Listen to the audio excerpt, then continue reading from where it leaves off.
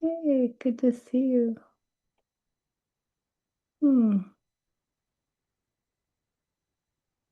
Hmm. Hello, hello.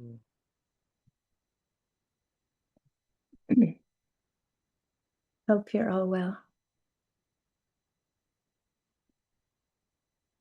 You might want to look at everyone here if you want to. Yay.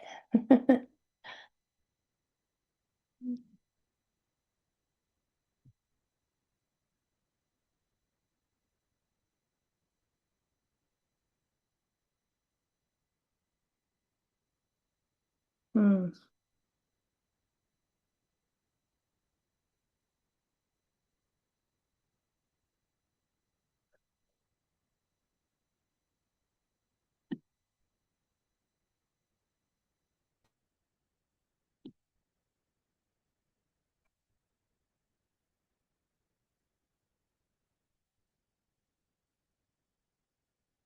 Hmm.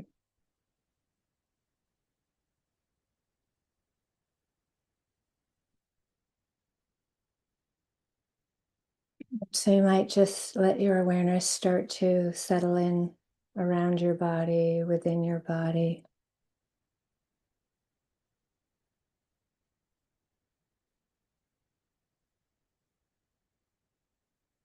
Notice your posture.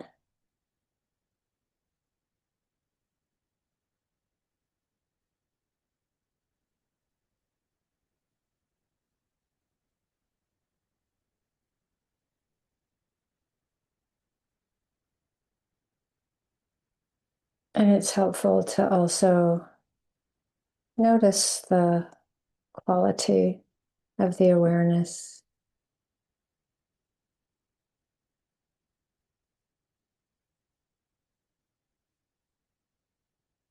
And if we feel disconnected from our whole being, it can be helpful sometimes to just see if we can connect with ourselves with even the very lightest tenderness.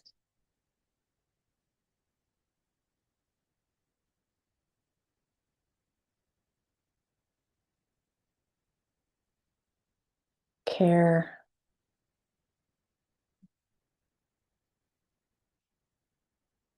or the intention to be kind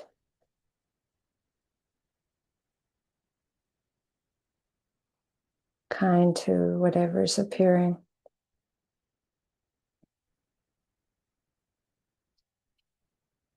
That intention to be with the truth of what is happening.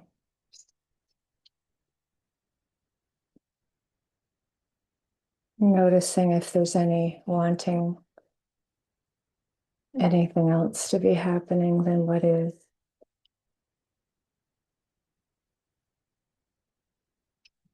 And just noticing that as wanting, it's okay.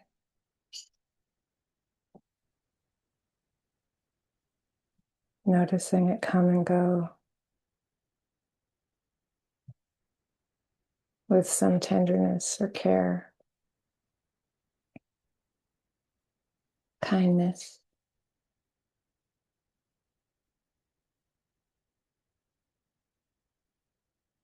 So, this great invitation to explore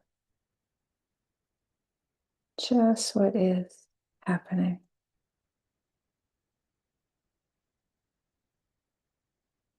Sometimes it's helpful to, it's like you're listening for something very far away and very, very close.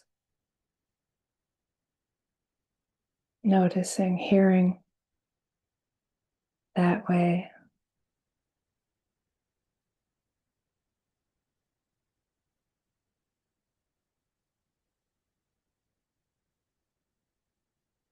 Receiving texture, vibration, just as it is.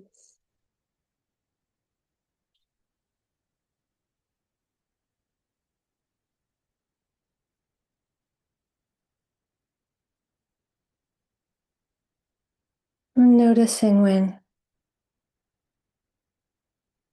the sound is also being perceived through the thought process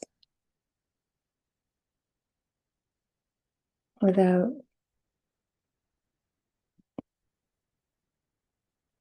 having a problem with that. That's okay. You just notice thinking. And then see if we can have that sense again of that deeper listening,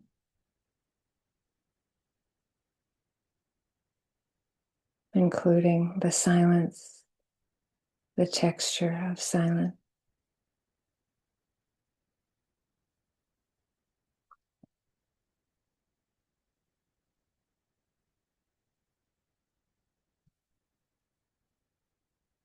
And noticing that shift in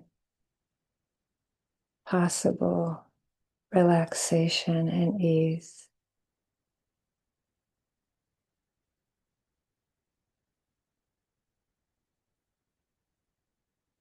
That we don't have to do anything with the sounds. They come and go as they will. Present, unpleasant, neutral, flowing along,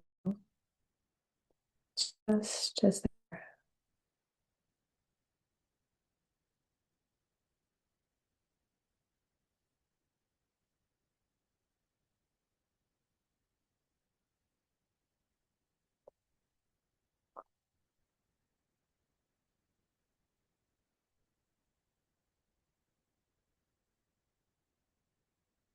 And if you can, when we shift with hands to hands,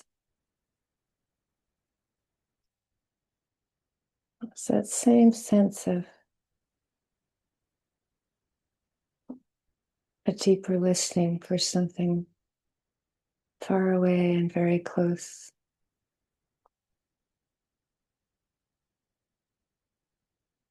Just receiving the physical sensations just as they are.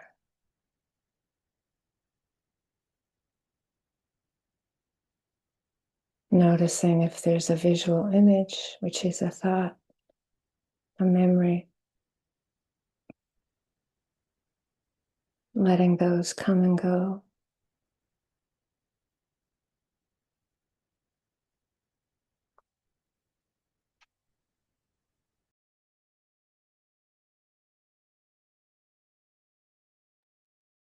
Don't have to get rid of them. Do something with them.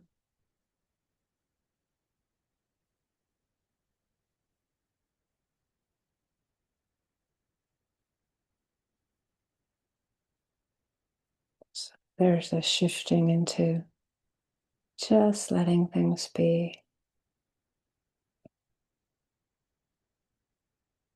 just as they are.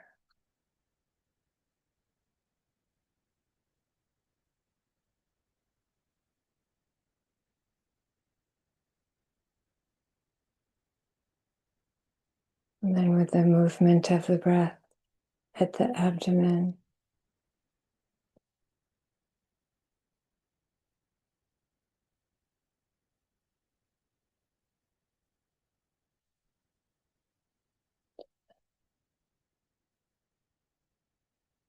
receiving the movement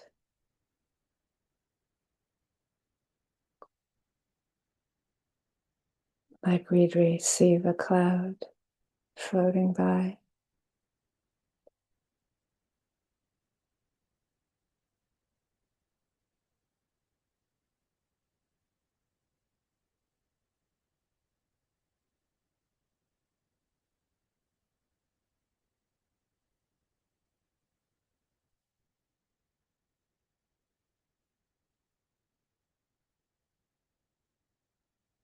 And we can really get that sense of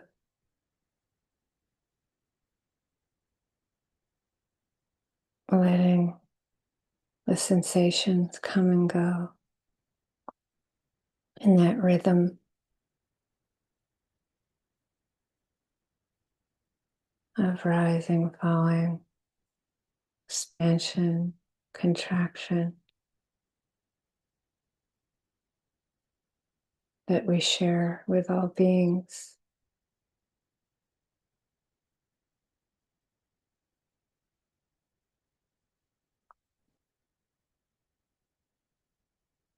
Appearing and disappearing just as it is.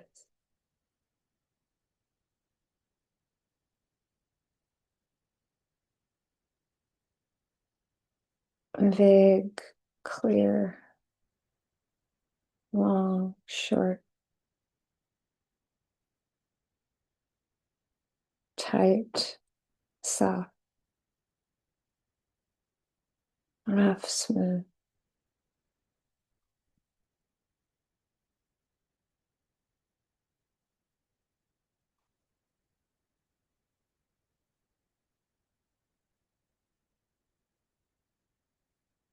Deep, shallow, no problem.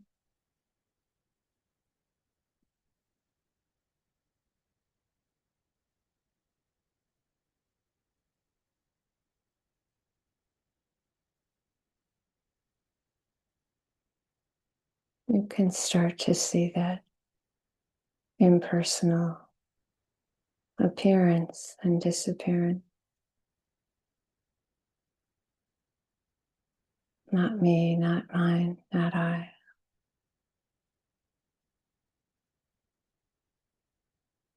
Just coming and going.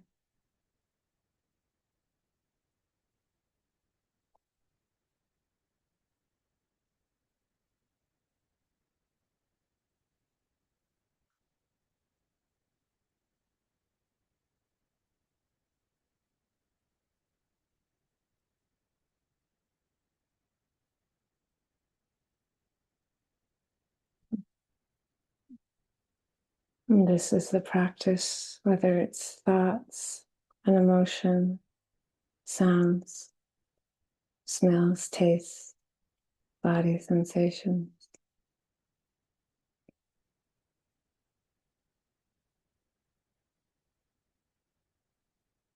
sadness, anger, happiness, joy, peace, compassion, kindness.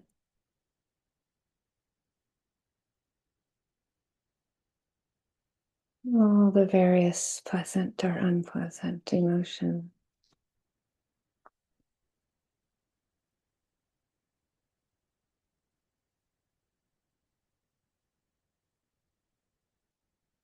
And receive textures and vibrations of how they're appearing in thought, body sensation, or just thoughts, just body sensation.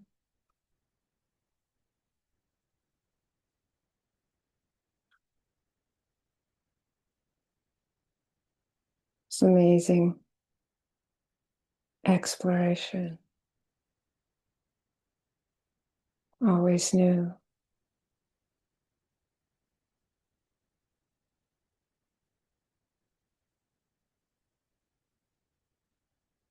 It takes great courage and interest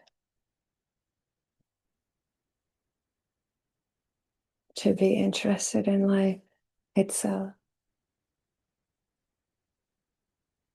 just as it is.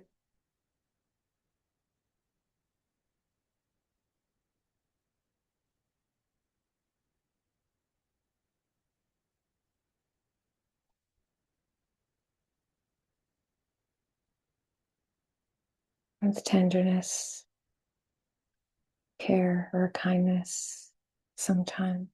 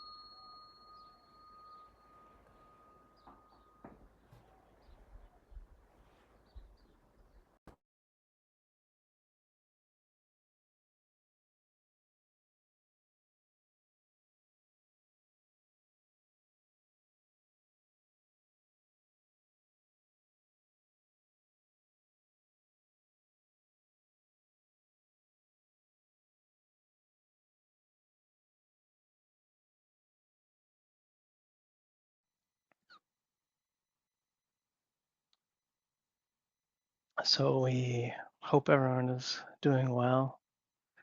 And again, we have some time to take questions, check in. If there's anything happening in your practice or in our instructions or previous Q&A, or just anything happening in your practice life, spiritual life that you'd like reflection on, feedback, any guidance we might be able to give. We're happy to try to support you. And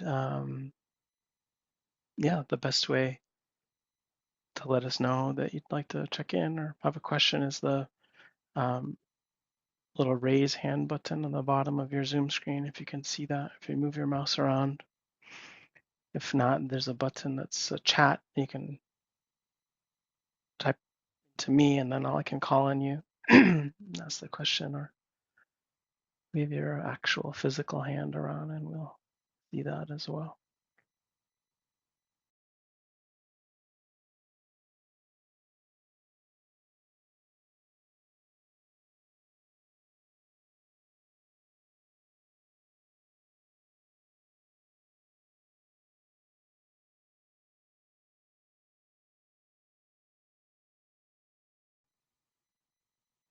Hi, Aretha.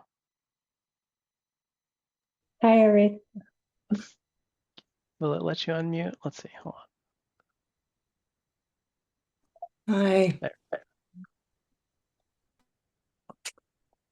So I have a question about I experienced a month or so ago sort of a stressful situation, lots of things kind of coming at me from all different directions, and my energy was really low, and um, I often don't sleep when I'm really stressed out. And I woke up one morning and it was like the clouds just parted and everything felt really spacious. And I feel like I connected to equanimity in a way that I hadn't before. Um, and something that felt really true in that moment was that, things are as they are and there's nothing to blame. This, like, a sense of like, there's nothing to blame. And it really felt true. And it felt really quiet and spacious and resilient in a different kind of way, but it came through a really extreme situation, and I do practice, but it didn't feel like it was it didn't feel like it was from the practice. It felt like it was from, energy being really low and this kind of alchemy of like just hitting almost like a rock bottom. It was like a rock bottom moment and then like so much space. Um, and it didn't last for very long. It lasted for, a day and a half, and then there was like a lot of then I started to notice like um, distraction, a lot more distraction, and then the most painful part was like starting to blame again, like big time um, judging happening, and as the energy increased, the distraction increased, and then the judgment started to churn and felt like it took me a while to really notice like I was really in this kind of judging space around one person, like it was really churning, churning, churning, and and until I was like, oh, whoa, like I really just have to take space from this person. I'm gonna have to work with, actually, what I started to do is start to work with the indifference. Not that indifference was happening, but using it as a tool to kind of get away from the heat of the judging, kind of just to kind of stand at the edge of it a little bit more, and then the space really, really helped. But it was interesting because the indifference gave me also gave me kind of access to a little bit, not just perspective, but um, interest. Anyway, there's a lot there, but I'm just curious about that sort of. And a part of me's I'm used to. I think I'm accustomed to these sort of extreme things allowing for either concentration or um, metta or compassion, and it's kind of habitual in a way, and like the sleeplessness in particular allows for things, and I don't love it as a habit. Like sleeplessness, like I'd rather sleep and I'd rather be okay with things being a little more ordinary rather than having it to be big like that, but or yeah, extreme. Um, maybe the answer is just a little more practice, like sitting practice. Um, or maybe there's no answer, but that's just where I'm at. Just where I'm at with my. Yeah, that's fantastic. No, there's a bunch of things I'm sure that we'll both want to lift up. Yeah, there's so much there. Really wonderful. Hmm. I mean, Michelle, I can start, or do you want to start? Oh, you're muted there. I can't. Michelle, you're muted. I can't hear you. I said, you have plenty, I have plenty. We got Yeah. way to Yeah, go. well, this, yeah, right, right. I, I mean, I don't know, I think I get there, I'll just to start with two things to kind of point out that are important or and interesting, I think, that one is kind of where you started and ended this question of like intensity and where is that part of the kind of recipe for transformation and insight, and it's just it's such a great example, and it's such a good question. And yes, you're right, there is not really an answer, but there's like, for a lot of what you offered, there's just like interesting conversation about all of it. So I think it is important to recognize that within a lot of the tradition and lineage, there are a lot of tools that are designed for kind of ramping up the intensity of the confrontation with greed, hatred, and delusion. You know, of course, on one hand, we are offering an approach that's very gentle and very kind, and like that's a lot of what we emphasize, right? And that is also very important, and the sense of pacing and the sense of how the pushing, the intensity can come out of a sort of driving that can backfire. There's this other aspect of like, of course, conditions in our lives can just be intense at times, but that there is also a value of this,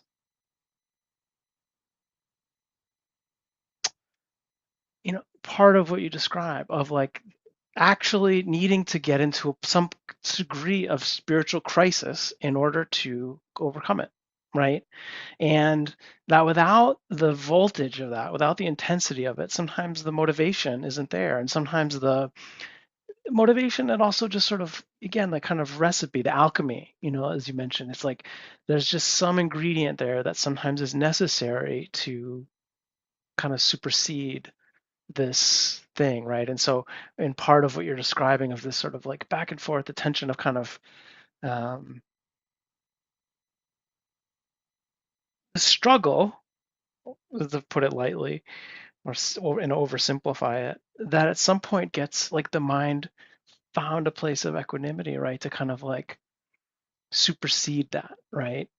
And that felt like it kind of quote unquote happened on its own. I mean, there's sort of lots to go into there around what is your formal practice and this type of experience How are they related, right? I mean, I think we would say this, it's not something you do. Equanimity is never, it's not something you can just make happen, but it doesn't happen or it won't happen regularly without the practice to kind of like build the capacity, you know.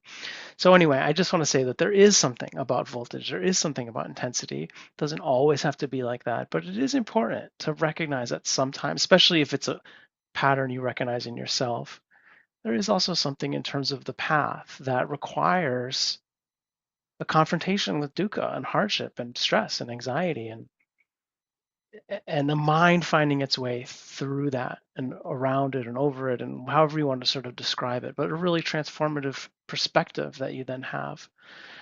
Um, Very powerful, really amazing. And then I do want to point out this other thing of just it's so important what you did. Like a lot of times when people, you know, during like formal interviews and checking in about practice, there's a kind of like this thing happened, right? And there's a lot of a lot takes a lot to try to explain, okay, what this moment of equanimity, this experience happened. But then it's always very important to get a sense of like, well, okay, well, what was leading up to that? And then what happened after? And so that you're offering and you're sharing of like this incredible period of equanimity arose, right? And the purity of that and the beauty of that and the profundity of it and kind of just what you described of like it's just it felt that so real, you know, and so true and you know, very profound and clear and you know, light in its way. And then you start to see the mind, you know, the energy shifts, that sort of stuff happens, right? And then like, oh, you find yourself back in a more kind of perplexed or antagonistic or, you know, kind of engagement with it, you know. And that there's sometimes where we can get bummed out because we lost that kind of purity of space. But at the same time, like you're able, what you described is also watching something very powerful, right? The purity of the equanimity might have vanished, but there's also this sense of like watching the blaming, watching um, the patterns around like kind of heightening energy and the embattledness, you know, of the mind, and in this case, the kind of blaming aspect, and then okay, you this thing happened on its own, this beautiful experience, and then it disappeared on its own, and then you do what you did, you apply some method because that's part of the practice too, which is like, well, things will spontaneously arise at times, but then there's also like choices we're making about our attention and kind of like what you're calling indifference or this idea of sort of like moving away, pulling out of the sort of like entanglement of things, you know, other pieces that you added. But it's also just a very good example of how that's also what we do, right? There's some part of this where it's like it's totally out of our control when conditions kind of come together and pull apart from these spaces. And then there is method that we bring in, whether it's sort of formal meditation practice or method in terms of like, I need some space from this person or I need some distance, whether that's in our daily life, but also just sort of psychically, right? Kind of building a little of that space. So just those are the kind of two things that I feel like are initially just to point out that are really, I think, meaningful and important about what you said and kind of to highlight the value of that, you know, because it's such a good and very pure example and really important. All parts of that are important. The embattledness, the relief, and the equanimity, and then the watching it come back, you know, and then making choices about how to manage that. Yeah. Yeah, thank you.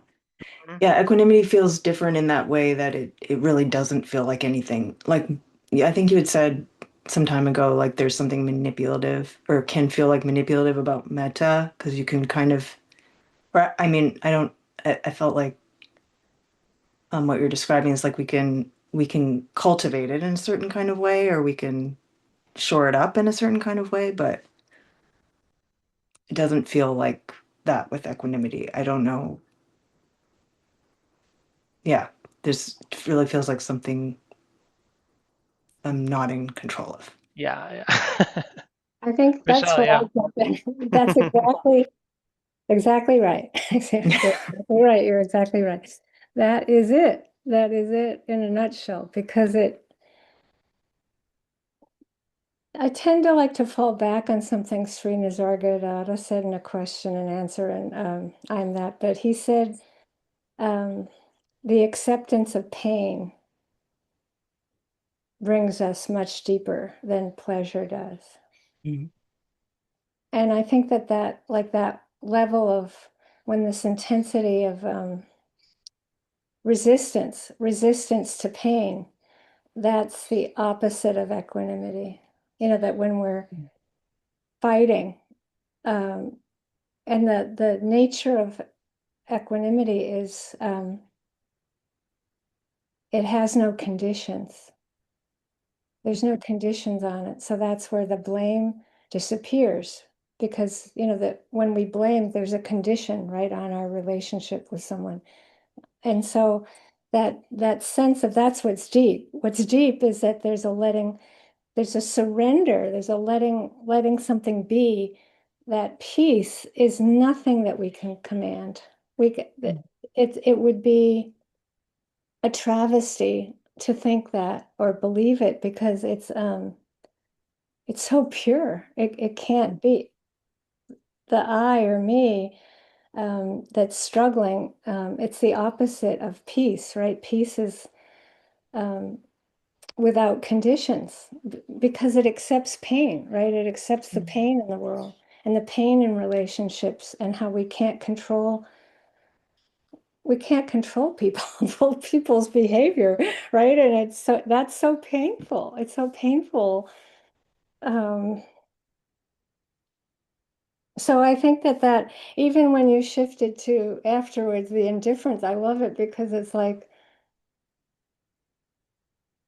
you tried to move away from the stickiness of it, right? There's a stickiness that's not present in equanimity. There's just No. peace, right? And then so that like as Jesse said, you moved away from the entanglement. You let yourself get unsticky, and lo and behold, you had some interest, right, in the again, right? That interest usually comes from courage and energy. So it'll be a result of that, sometimes. So it's whether you're in formal practice and you're noticing the most um, subtle aspects of anicca, dukkha, anatta, or you're with some really difficult behavior in an informal practice life. It's the same process where equanimity is when the resistance drops away and there's peace, but it comes from understanding. It Mm. requires the most understanding. So metta is without conditions as well. It's Mm. pure, um, but it doesn't require as much understanding. So that's, the Buddha taught that it's the equanimity is holy. It requires so much understanding of this deep, that the karma unfolding of pain, pleasure, neutral is not in our control. It's just not in our control. And it's surrendering to that is so hard for us, so that it takes off in that peak. I'm saying in formal practice and deep, deep practice, or very ordinary, like intensity with someone, it's the same process, equanimity. It's not different. Mm. That surrender will feel like it came often from a shift to understanding. And it's so beautiful how you described it. So um it lasted pretty long from my perspective, a day and a half. Yeah, a day That's and a all. half is no small No. Yeah, I mean, window. it was a slide out of it. Yeah, To say it wasn't like, it's always I don't know. bittersweet when we slide out of Yeah. it. It's so bittersweet. The other thing Yeah. about, I had a teacher, it feels like so long ago, Deepama from India, that Mhm. when you were on retreat, Hardly anybody did it, but she wanted people to sleep just 4 hours. I would do really well with that. Yeah, but but there's a reason for it. Like when Right. Vita starts you on 4 hours, there's much less control. Yeah. You're much more at the whim of the reactive mind, right? Yeah. So there, Something falls away. Something right. falls away. Yeah. Yeah. Yeah. Yeah. And it's like you're so vulnerable, Hmm. right? So like I find that's almost for most people way too much. But if you have a karma of sleeplessness, just see it as an advantage in terms of vulnerability. Thank you for that. Well, it is. It's like it makes you so vulnerable. It does. Yeah. The reactive mind is much more accessible. Right. Yes, it is. Yeah. Yeah, this is great. Equanimity is it's very inspiring to know that we're all capable of that peace, right? It's like that's what when the Buddha talked about the end of suffering, Yeah. that that is it, because we're not resisting how things are. Mm, We're seeing clearly. Boy, it's such a and it's great that it showed up that way. That's also a karma. No, it could have come from 10 lifetimes ago or 100 from right. practice then. We just don't know. Mm.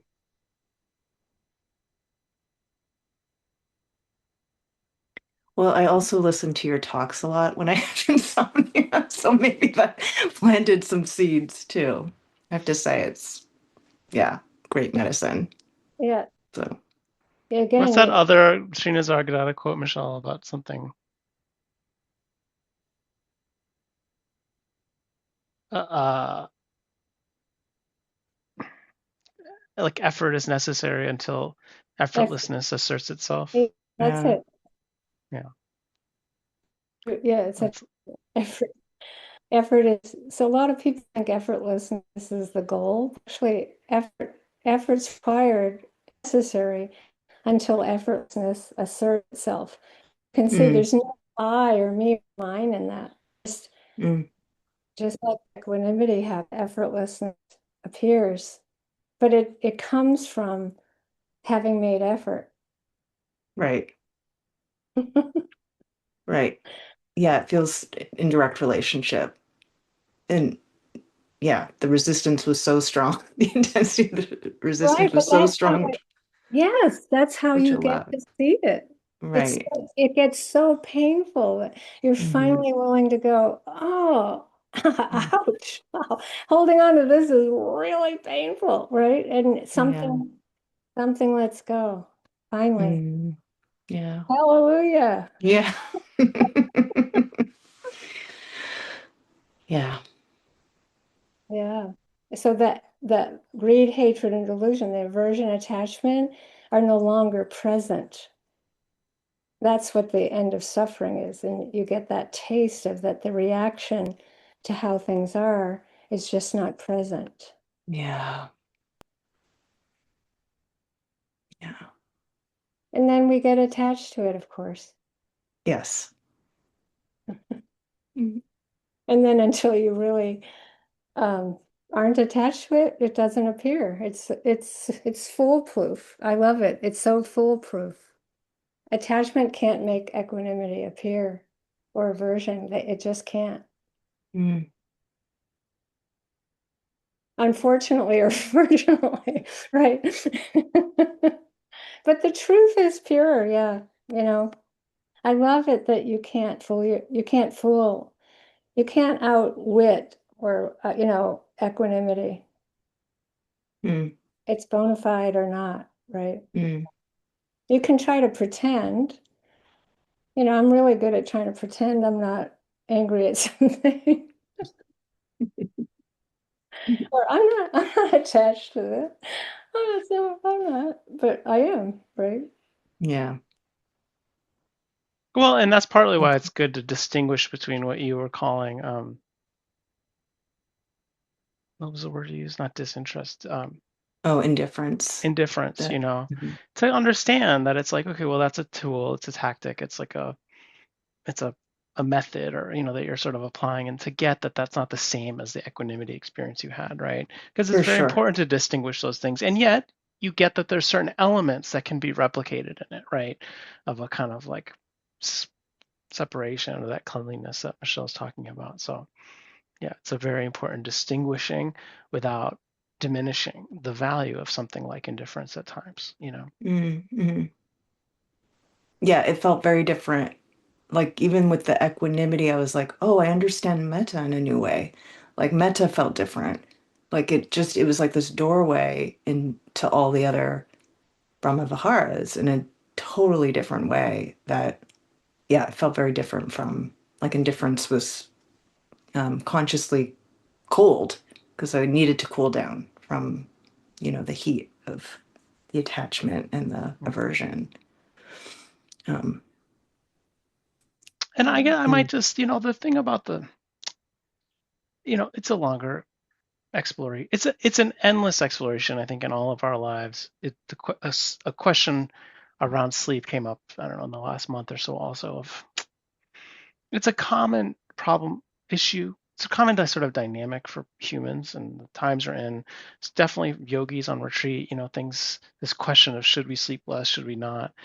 I mean, I think just to encourage that you're already exploring what does it mean to use the time. If you're not sleeping yeah. and there's alertness and there's energy, how are you using that time? There's the process of like trying to get yourself back to sleep, and like whether that works or not. And then there's the like, how are you using that time? And um, yes, of course, like someone pointed out, we are living in a time where there's a lot of emphasis on like people aren't getting enough sleep and we need more Yes. sleep, and there is something about that for sure.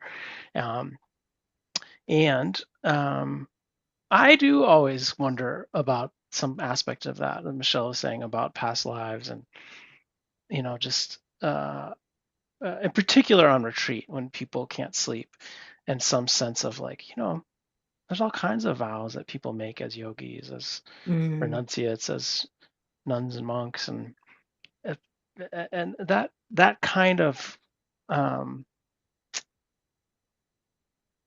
uh, commitment, it can be very powerful.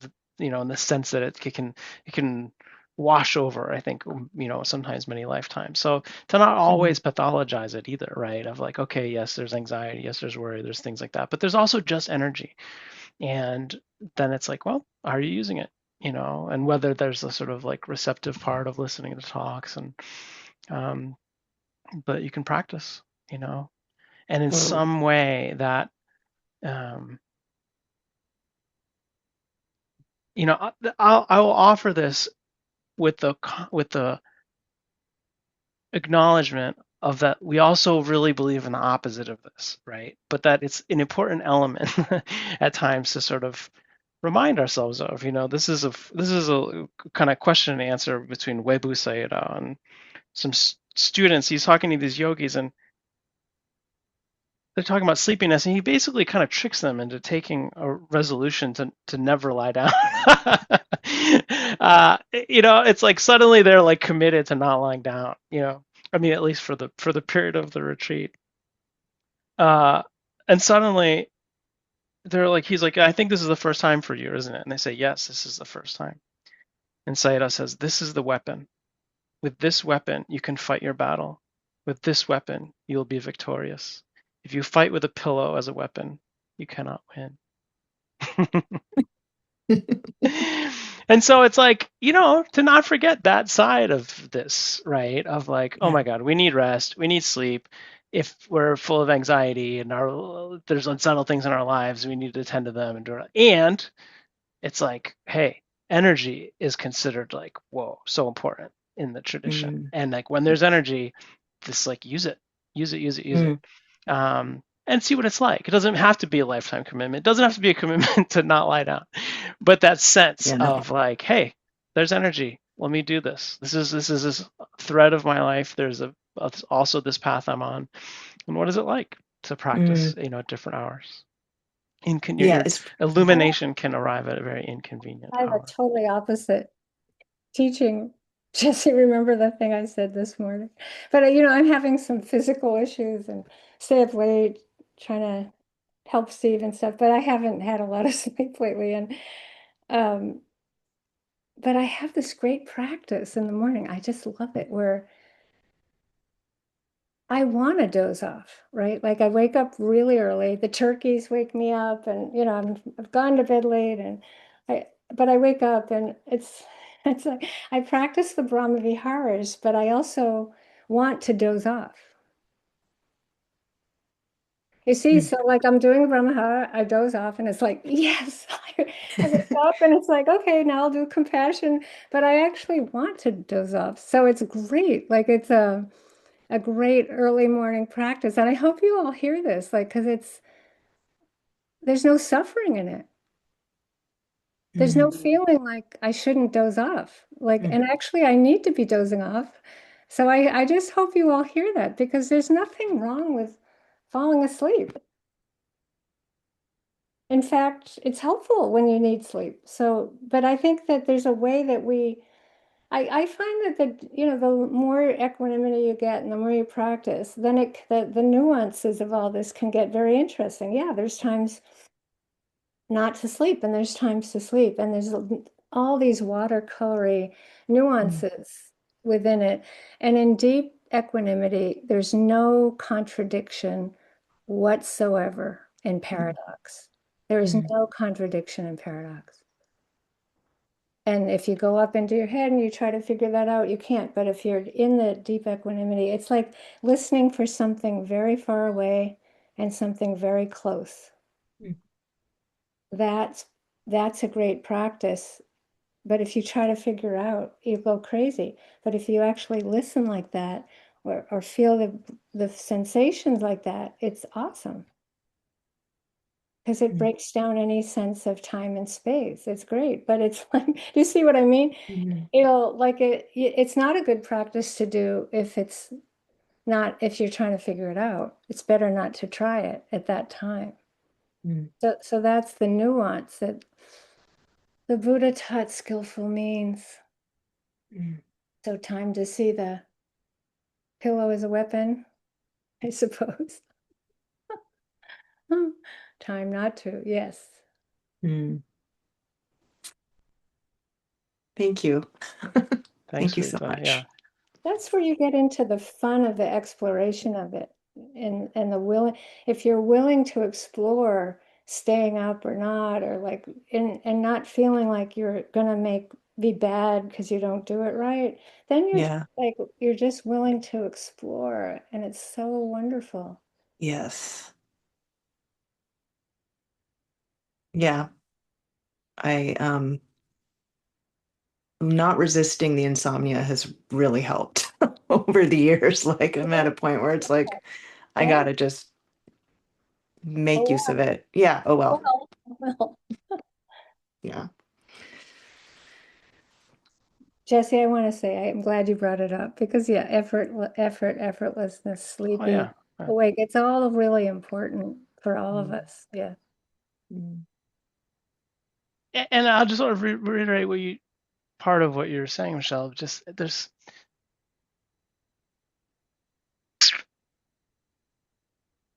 we're sort of just along for the ride. On one hand, it matters what we do, and on the other hand, we can't control what's happening. And so mm, this paradox of like every moment is important. There is like every moment is so important, so much more important than we even fathom. And yet at the same time, uh, pressure to be perfect, the pressure that we can add on ourselves, add on to the experience is really often very unhelpful.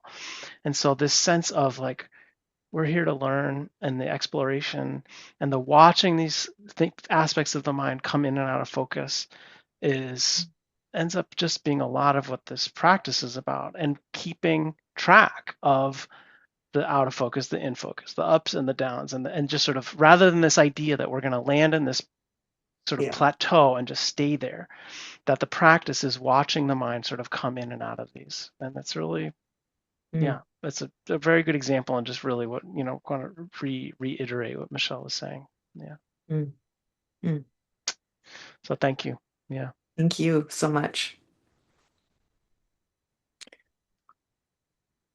Bruce, Bruce, did did you? you have a question? Let's see.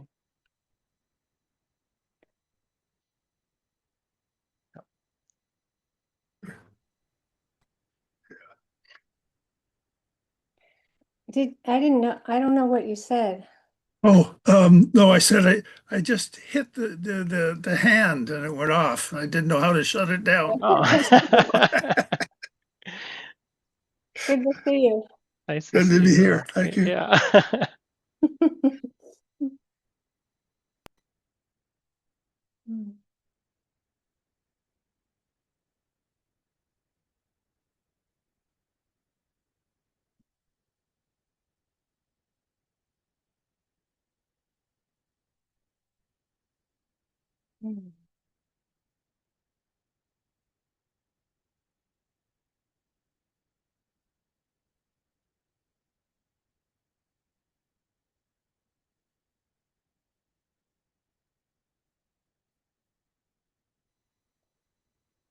Hey there, is it Margot that says, yeah, or Richard? Yeah.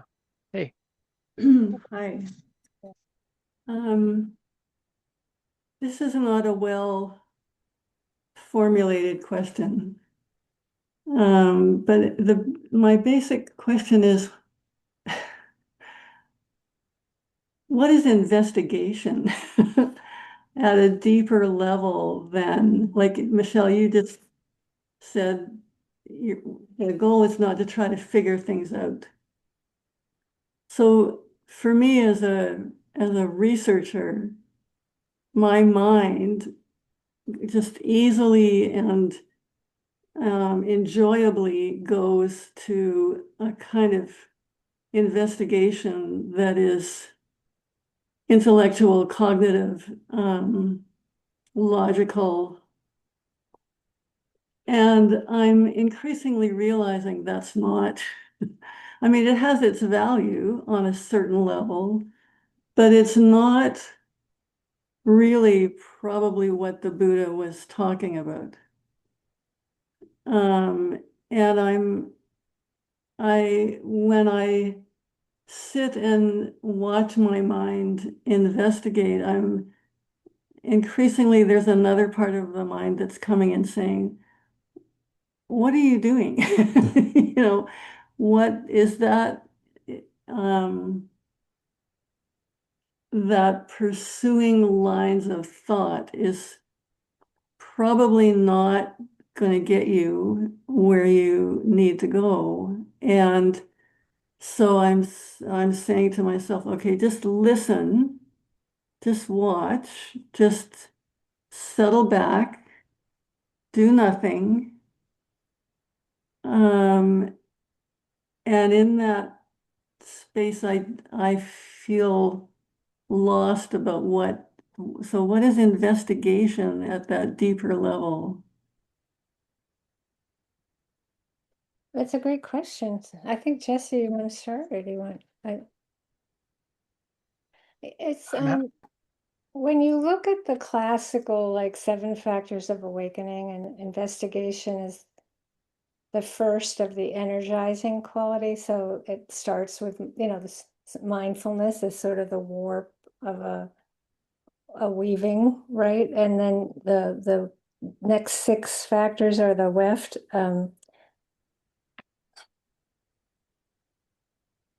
I actually feel like it's different for a lot of us how investigation works. So I think it's good even that Jesse and I go back and forth, because it's if one is more inclined toward the last three factors of awakening. So there's mindfulness, then investigation, energy or courageous energy, joyful interest, and then calm, concentration, equanimity. So I would say that calm, concentration, equanimity are more your like karmically inclined toward. And so that if you are, the investigation is always sort of more of a what what is this? Right? Like, and I'm more of that, I'm more of the other type.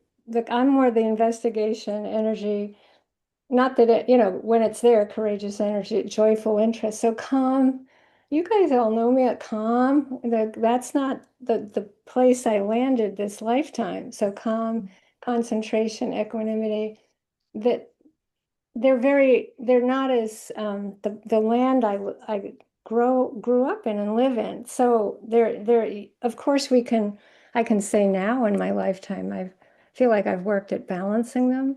So that's what I hear you asking. I hear you more asking at this point. I'd like to bring more of this in, maybe, but maybe, what is this? And it's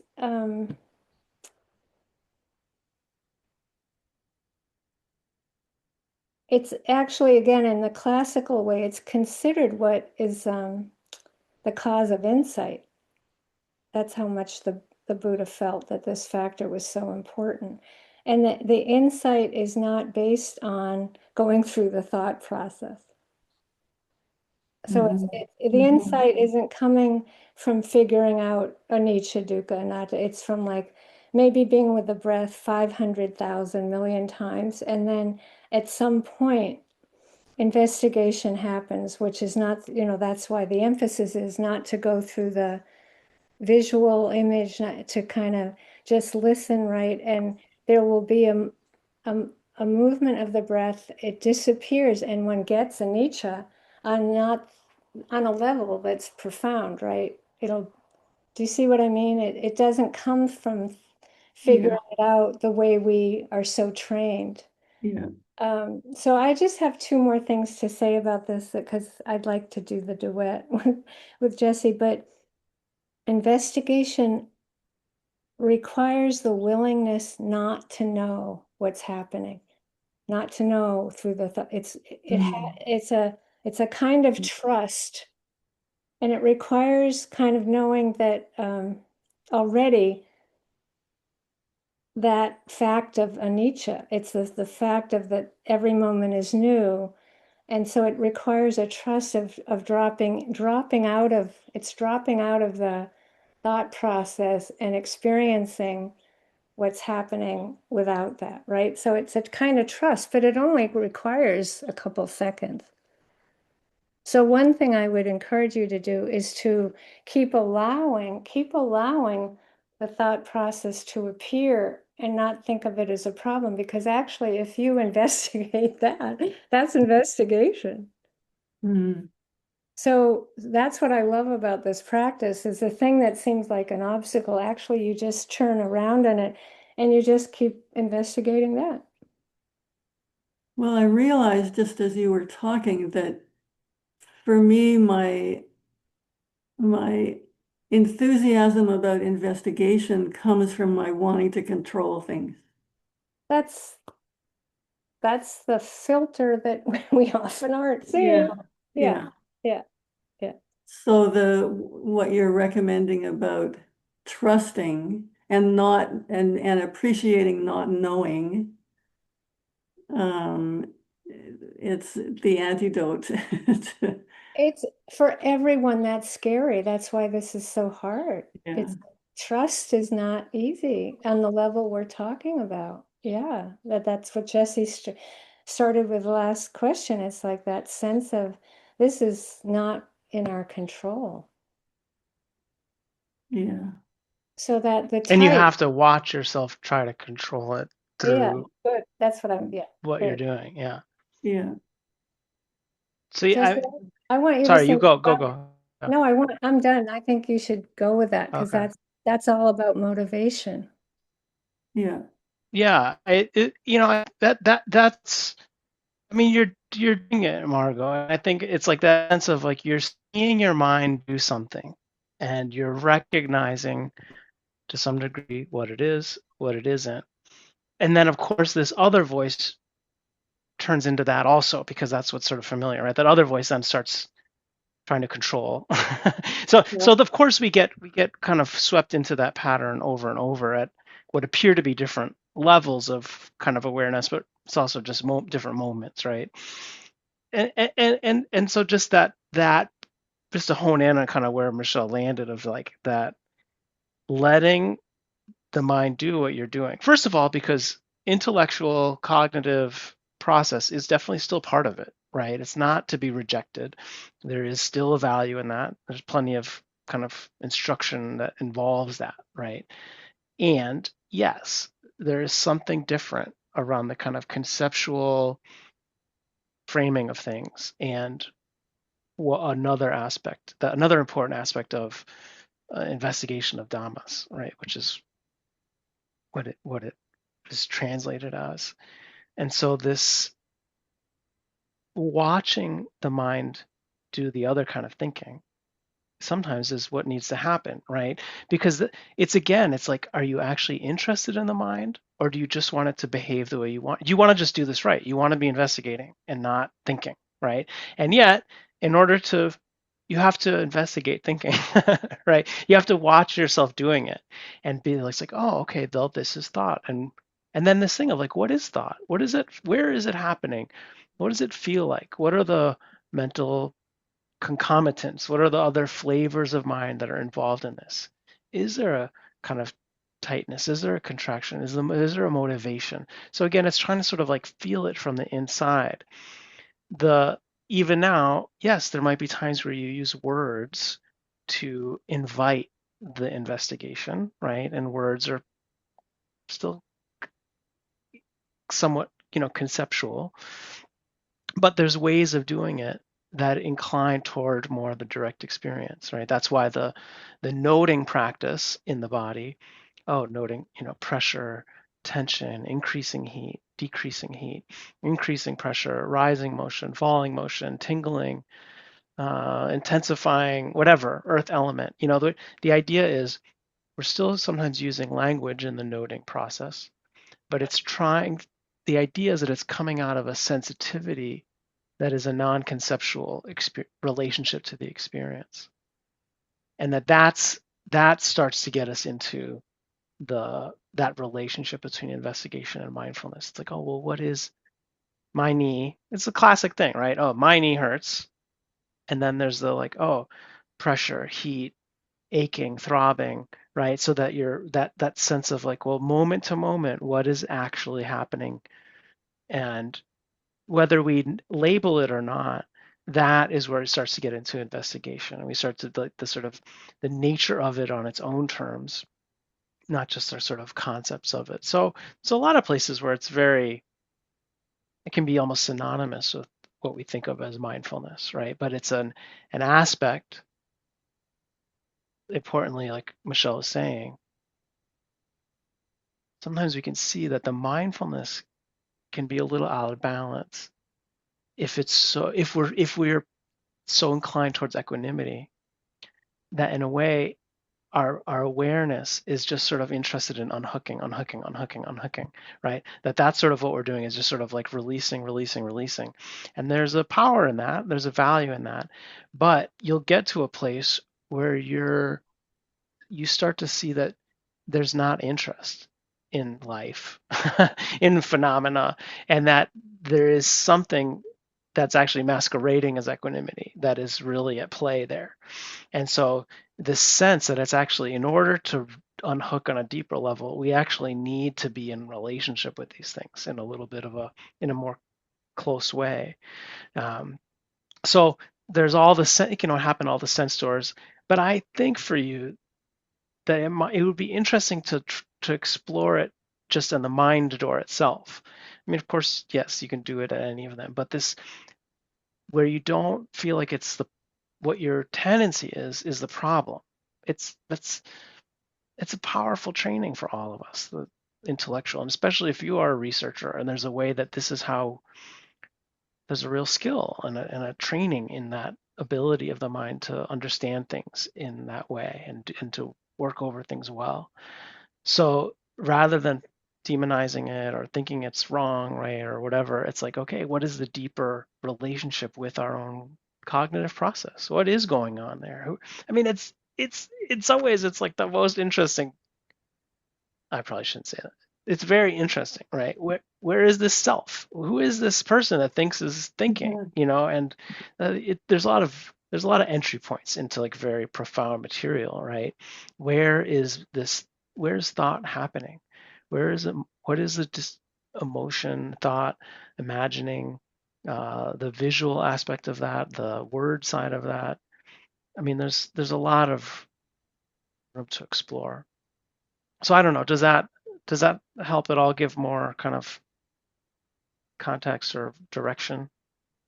For sure. I need to sit with what you have both said and let it settle in.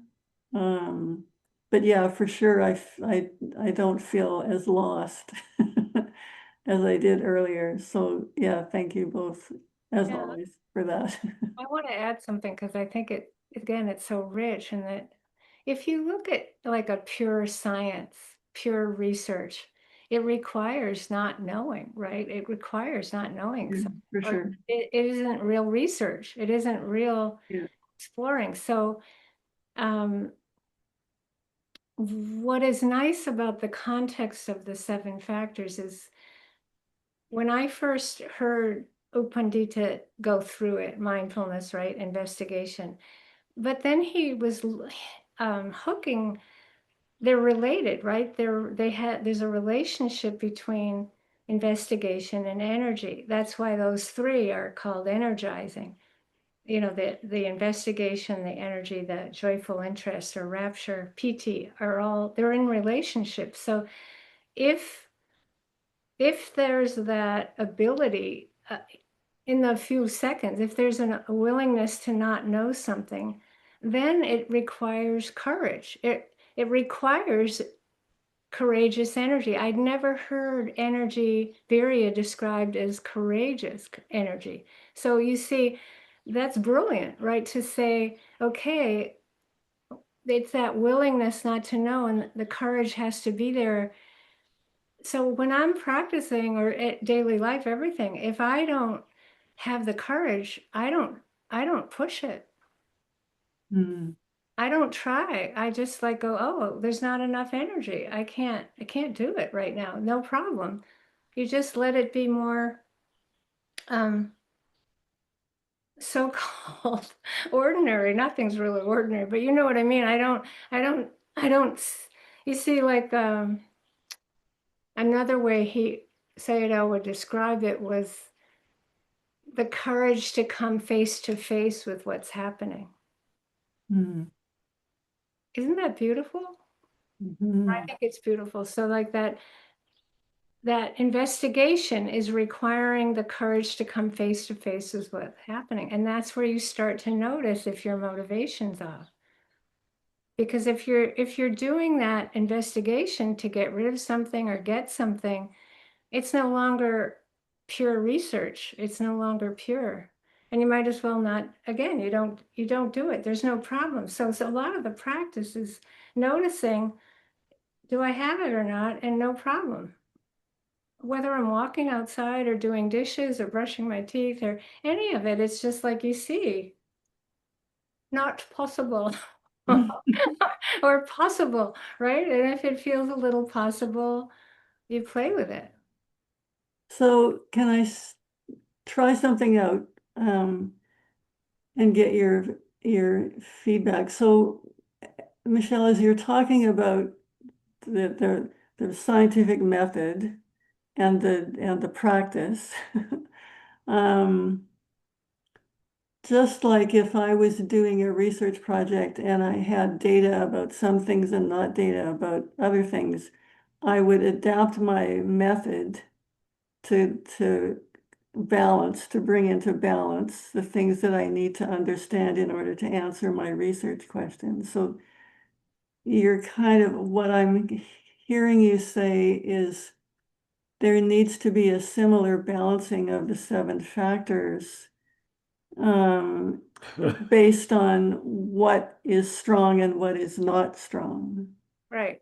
So for example, if I see I'm out walking and the investigation can't happen, Yeah. there's all kinds of other possibilities, whether it's metta or right, being with the bottom of my feet, just right, or hearing, or you see, there's no problem.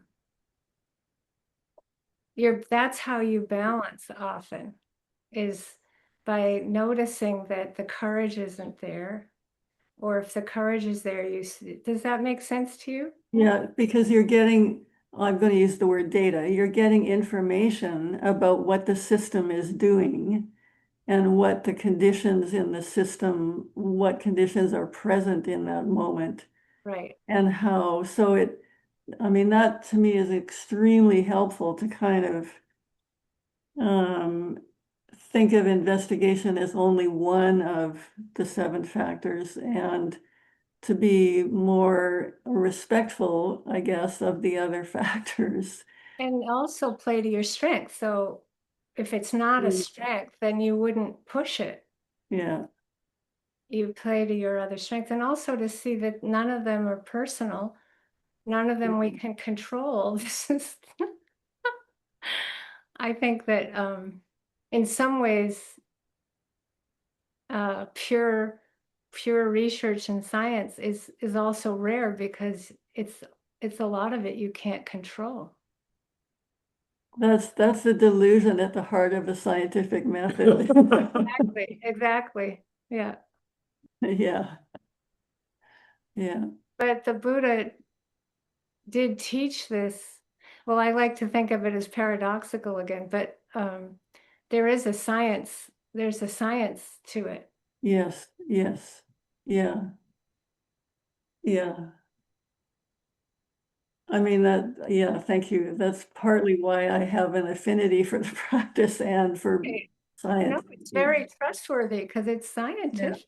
It's Yeah. not requiring faith Yeah. beyond our understanding. But it does require a kind of trust that's um, unusual. Yeah. Thank you both very much. Yeah, I know. I want to say something about Yeah. that. It's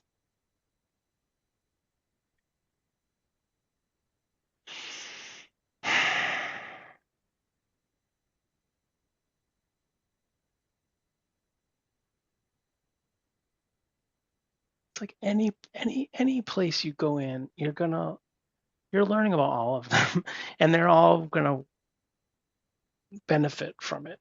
So this happens to be, the sort of door that's opening right now for you. But I think that at times there is something to it can be of value to recognize that the thinking mind, while it has its own incredible skills and benefits, and if appropriately motivated, is not a problem. When it comes to the practice, and I don't mean this just in the way that you're describing the kind of like intellectual consideration of what's happening, but also just the proliferation of mind and the distracted mind and the mind that is just thinking. And sometimes there is a difference, sometimes there's not, in terms of like thinking about Dhamma is still just thinking, right? That there is a way that it can represent a not just represent that it is an expression of a lack of faith in what's happening, right? It is a way that the mind is not releasing its sense of self-coherence and kind of analytical distance and control over the unbelievable flow of like existence that's like wild and out of our control. and yet to not pathologize that is very important, right? And to say it's like that when we do drop in and when we let go and when we experience things directly, we see that that on one hand induces faith, but it also comes because some moment of that happens, right? Where we trust it. We and there's a and equal, you could say, a moment of renunciation, right? That happens through experience of concentration or of letting go, right? This sort of just like letting go of our normal guardedness and our tendencies by which we're tending to protect ourselves and engage the world or engage ourselves, right? And that guardedness can let go at times. And yet you have to, kind of like with the previous question, it's like you can't make it happen. You have to watch the guarded mind. You have to watch the agitated mind and appreciate it and try to understand it and see that it's serving you on some level, right? To see that the protection, the identification, the analytical side, all of these, whatever, or anger, or greed, or delusion, are protective mechanisms that the mind is very well established in, to kind of feel like it keeps things together.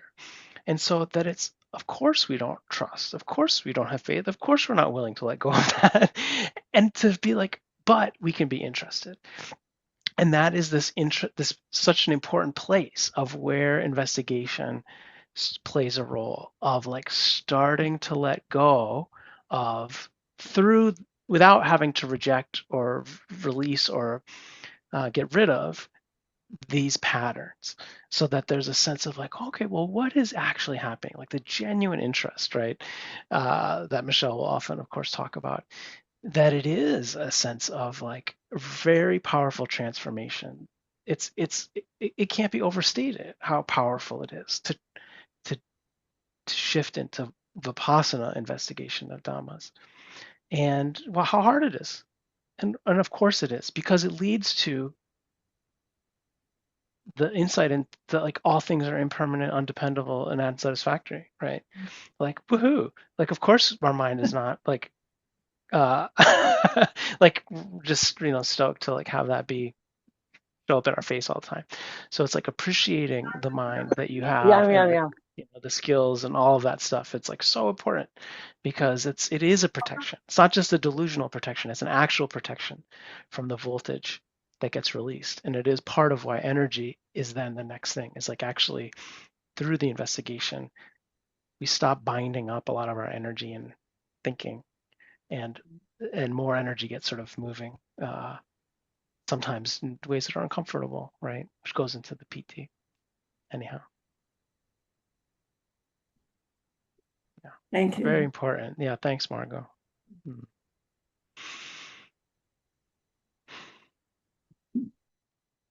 Yay, yay, everybody. Hmm.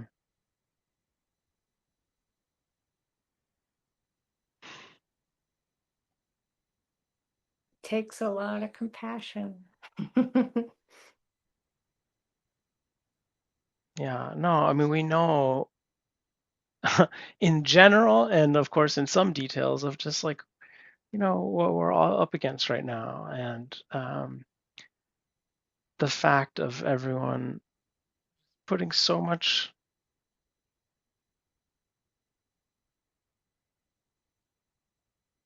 just very I want to say that, like just righteous energy into your practice and into this development, and in the midst of all of it, in the midst of work and life and society, not just in more protected practice spaces. It's very inspiring, very important. So I think I want to add something into that, because it's mm, like, if I couldn't make an investigation happen, I would have these self-hatred attacks that were just extraordinary, because I think it was my fault that I couldn't do it, and just it it was so painful a process to, so that when I say I notice if it can't happen, it's not always totally fine, but it's so different. It's like, okay, no, you do something else and see what happens. It's like And even, like, okay, can't be with this. I think I'll listen to the birds, right? You're still there. You're still paying attention. You're just not where you thought you should be investigating. It's really, there's always another chance. So just always another chance. And if you're all get caught up in a knot about it, then you do compassion, metta. It's um, we're very hard on ourselves. So it takes so much. I think metta karuna to just find that kind of courage where you accept how it's happening, how your practice is happening.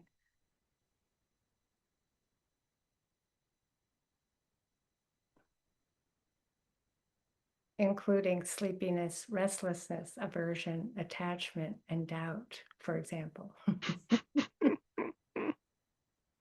For example.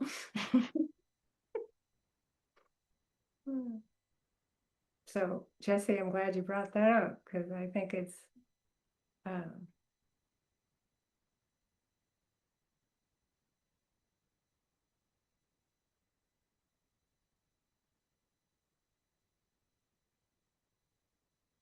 really genuinely wishing to just see what happens. It takes time for that to sink in, to just genuinely see what happens. It really takes time for it to sink in.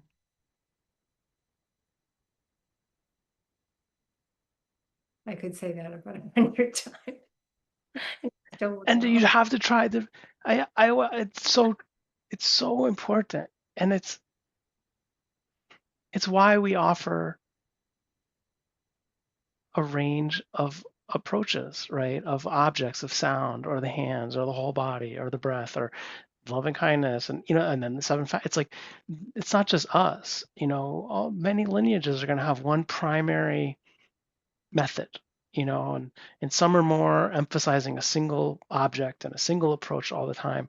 But you read the Satipatthana Sutta, right? The biggest kind of exposition of mindfulness that the Buddha gave, and there's like nothing isn't included, right? Every possible thing that could happen in body, mind, all of the sense source, and in life is included in like this is a legitimate object of contemplation. And when it yeah, just as Michelle's saying, there's too much energy, there's no energy, there's all these things. It's like, okay, move. Don't worry about what your practice was yesterday, what you think you should be able to be in touch with, that you should be working on at this point in your practice. It's like you go where you can connect. And it sometimes takes some time to figure out in any given moment where there's that entry point, where you can, listening to the birds or whatever it might be. Having that flexibility, that dexterity is really something it's so important to us, the increasing faith in that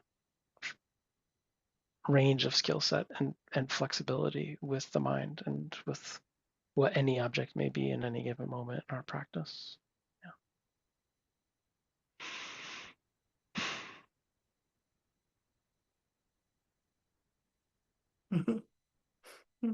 Onward, with or without your pillows.